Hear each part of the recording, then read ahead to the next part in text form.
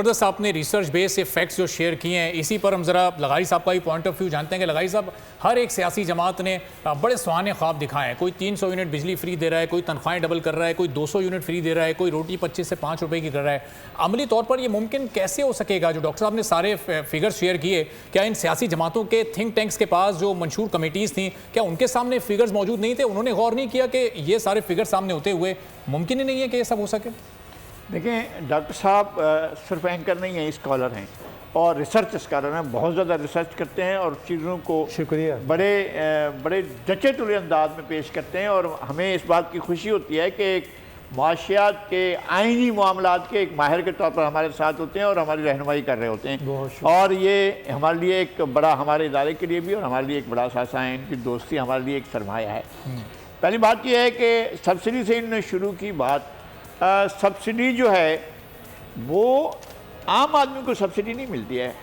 وہ صورتحال اگر ایسی ہوتی کہ ہمارے یہاں ڈائریکٹ ٹیکس لیا جا رہا ہوتا اور ہم کہتے کہ جو شخص دودھ کے ایک ڈبے پر، جو شخص وہ جو بچے کو سیریلیک لے رہا ہے، جو اس کے کھانے کے لیے کوئی چیز لے رہا ہے، اگر اس کے ڈبے کے اوپر اگر کوئی ایسی چیز ہو جس کے اوپر وہ ٹیکس نہیں دے رہا ہے، تو ہم کہتے ہیں کہ جناب دیکھو لوگ تو ٹیکس نہیں دیتے ہیں. وہ ہر آدمی آپ کے ٹیکس نیٹ میں ہے کہ ایک ایک چیز جو وہ خرید رہا ہے اس کے اوپر آپ کا ٹیکس موجود ہے. آپ ڈائریکٹ ٹیکس کر کے اس کے اوپر لیں اور اس کو بتائیں کہ جناب میں آپ سے ڈائریکٹ ٹیکس لگاؤں گا، تو آدمی کو پتہ چلے گا کہ جتنا وہ کماتا ہے اس سے زیادہ وہ ٹیکس دے رہا ہے. ایک بات ہے. اور لوگوں کے ساتھ ڈائریکٹ، اور پھر ٹیکس کا جو میکینزم ہے وہ اتنا خطرناک، ناکام پاکستان کے عوام کے لیے سوہان روح ہے کہ ٹیکس کے میکینزم کو اگر آپ ٹھیک نہیں کرتے، اس ریاست کو اس میکینزم کے ساتھ لے کر آگے نہیں بڑھ سکتے. دوسری بات یہ ہے کہ جو ٹیکس دیا جاتا، جو سبسڈی دی جاتی ہے، سبسڈی کہاں دی گئی ہے؟ سبسڈی دی گئی جناب چینی مافیا کو، سبسڈی دی گئی آٹا مافیا کو، سبسڈی دی گئی آٹو گاڑیوں کو اسمبل کرنے والوں کو، سبسڈی دی گئی. سبسڈی کہاں دی گئی؟ اس شخص کو جس کو کھاد پر چاہیے تھی، جس کو بیج پر چاہیے تھی. آپ ایگریرین سوسائٹی ہے، ایگریرین سوسائٹی کے آدمی کو سبسڈی اس پر ٹیکس لگائیں. میں نہیں کہتا ہوں جناب وہ ٹیکس اس سے نہ لیں، آپ ٹیکس لیں. اور ٹیکس وہ دیتا ہے، وہ انڈائریکٹ ٹیکس ہے. ٹریکٹر پر ٹیکس دیتا ہے، مشینری پر ٹیکس دیتا ہے، وہ آبیانہ دیتا ہے، وہ مالیہ دیتا ہے، وہ ٹھیکہ دیتا ہے، وہ آپ کا چوکیدارہ دیتا ہے. مختلف قسم کے ٹیکس وہ دیتا ہے. اس کے باوجود انکم ٹیکس جو ہے وہ آپ اس سے ضرور لیں. لیکن سوال یہ ہے کہ آپ نے جس طرح سے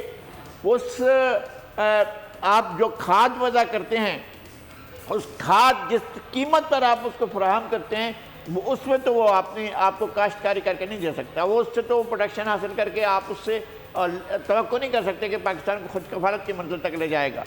یہ بہت دور ہے اس بات کی. اور ہماری سیاسی لیڈرشپ جو ہے اس نے اس بات کو بالکل نظر انداز کیا ہے.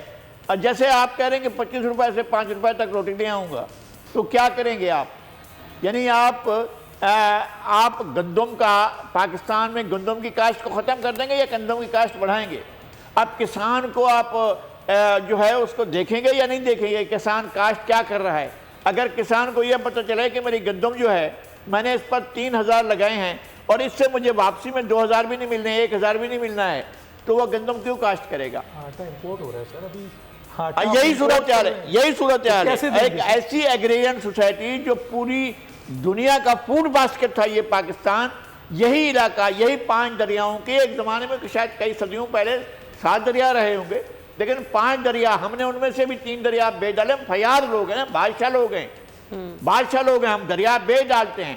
اور ہم اس کے بعد جو ہے ہم اس فوڈ باسکٹ کو اتنا خراب کر چکے ہیں کہ سعودی عرب گندم ایکسپورٹ کرتا ہے اور پاکستان گندم امپورٹ کرتا ہے. یہ ہے ہماری بدنصیبی، یہ ہماری صورتحال. ہمارے پاکستان میں یہ جو پاکستان خود کفیل پوری دنیا کو کھلاتا تھا، یہی خطہ دنیا کی 40% جی ڈی پی، عالمی جی ڈی پی کا 40% سے زیادہ اس خطے کا تھا، یہاں کا تھا. اس کو سارے لوگوں نے لکھا ہے.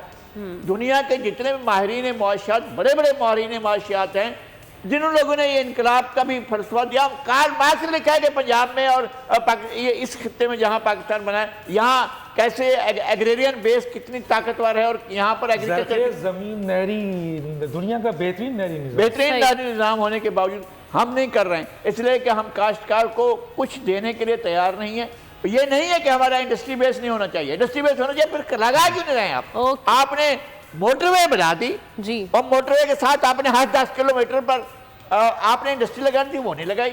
سر ابھی سبسکرائب کریں اور بیل دبائیں تاکہ کوئی خبر رہ نہ جائے۔